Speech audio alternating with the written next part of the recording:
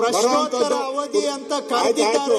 ನಾವು ನೋಡಿದಿರಿ, ಅದೇ ಸದನ ನೋಡಿದಿರಿ, ನಾವು ನೀವೇನ್ ಮಾಡಿದಿರ ನಾವು ನೋಡಿದಿರಿ, ನೀವ್ ಹೆಂಗ್ ಮಾಡಿದಿರ ಅಂತ ನಾವು ನೋಡಿದಿರಿ. ವಿರೋಧ ಪಕ್ಷ ಇದ್ದಾಗ ನಮ್ಗೇನು ಬುದ್ಧಿವಾದ ಹೇಳೋದ್ ಬೇಡ ಕೃಷ್ಣ ಅವರೇ, ನಮ್ಗೇನು ಬುದ್ಧಿವಾದ ಏನು ಹೇಳೋದ್ ಬೇಡ.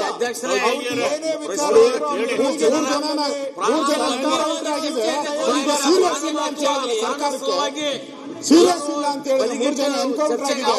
ಸೀರಿಯಸ್ ಇಲ್ಲ ನಿಮ್ಗೆ, ಅದಕ್ಕೆ ನಿಮ್ಗೆ ಹೇಳಿದ್ವಿ ರೈತರು ಅಂತ ಹೇಳ್ತಾರೆ, ದನ ಹೊಡ್ಕೊಂಡು ಹೋಗಿದ್ರು ಅಂತಾರೆ. ನಿಮ್ಗೆ ಸೀರಿಯಸ್ನೆಸ್ ಇಲ್ಲ.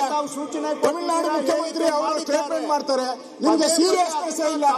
ರೂಲ್ಸ್ ಎಲ್ಲ ಹೇಳ್ತೀರಾ, ರೂಲ್ಸ್ ಎಲ್ಲ ಹೇಳ್ಕೊಂಡು ಕೂತಿದ್ದೀರಾ. 3 ಜನ ಎನ್ಕೌಂಟರ್ ಮಾಡೋಲ್ಲ, ಎನ್ಕೌಂಟರ್ ಮಾಡಿದ್ರ ನೀವು?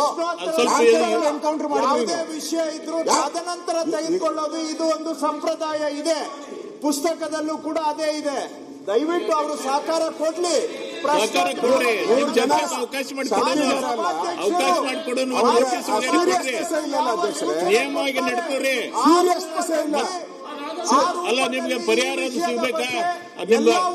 ಯಾರು ತಪ್ಪಾಗಿದೆ, ತಪ್ಪಾಗಿದೆ, ಜನಕ್ಕೆ ತಿಳುವಳಿಕೆ ಮಾಡಿಕೊಡ್ಬೇಕಲ್ಲ ನೀವು. ತಪ್ಪು ಮಾಡಿದ್ರೆ ನಿಯಮ ಹೋಗ್ರಿ. ನೋಡಿ, ಸದನ ನಡೀತಾ ಇದೆ. ಸದನ ನಡೀಲಿಲ್ಲ ಅಂದ್ರೆ ಪರವಾಗಿಲ್ಲ. ಸದನ ನಡೆಯುವಾಗ ಅವಕಾಶ ಇದೆ. ಈ ತರ ಎನ್ಕೌಂಟರ್ ಮಾಡಿದ್ರೆ ಅವಕಾಶ ಇದೆ.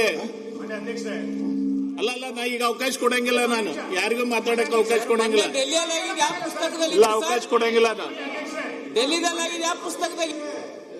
ಅಧ್ಯಕ್ಷರೇ, ಒಂದು ಸೂಚನೆ ಇಲ್ಲ, ಕನಿಷ್ಠ ಒಂದು ನೋಟಿಸ್ ಕೊಟ್ಟಿಲ್ಲ ನೀವು. ಅದಕ್ಕೆ ನಾನು ನಿಮ್ಗೆ ಪದೇ ಕೇಳಿದೆ, ಒಂದು ನೋಟಿಸ್ ಕೊಡ್ರಿ. ಈಗ ಮಿನಿಸ್ಟರ್ ಸ್ಟೇಟ್ಮೆಂಟ್ ಮಾಡಿದ್ರೆ ನಿಮ್ಗೆ ಮಾತಾಡಕ್ ಬರಂಗಿಲ್ಲ. ನೋಟಿಸ್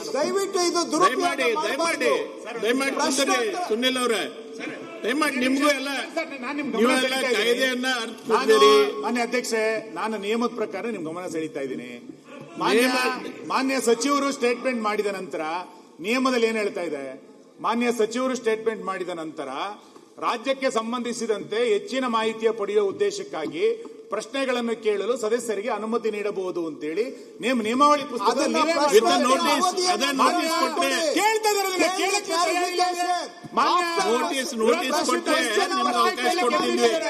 ನೀವು ಮಂತ್ರಿ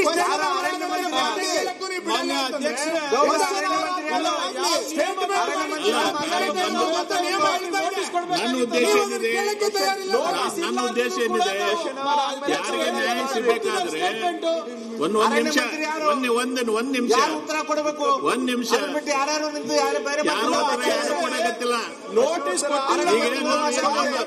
ನಮ್ಮ ಉದ್ದೇಶ ಏನಿದೆ, ಸರ್ ಮಾನ್ಯ ಅಧ್ಯಕ್ಷ ಒಂದೇ ನಿಮಿಷ ನಾನು ಮುಗಿಸ್ತೇನೆ. ಈ ಘಟನೆ ನಡೆದು ಹೋಗಿದೆ. ಮಾನ್ಯ ಅಧ್ಯಕ್ಷರೇ, ಇಲ್ಲ ನೋಡಿ ಕೇಳಿ, ಒಂದು ನಿಮಿಷ.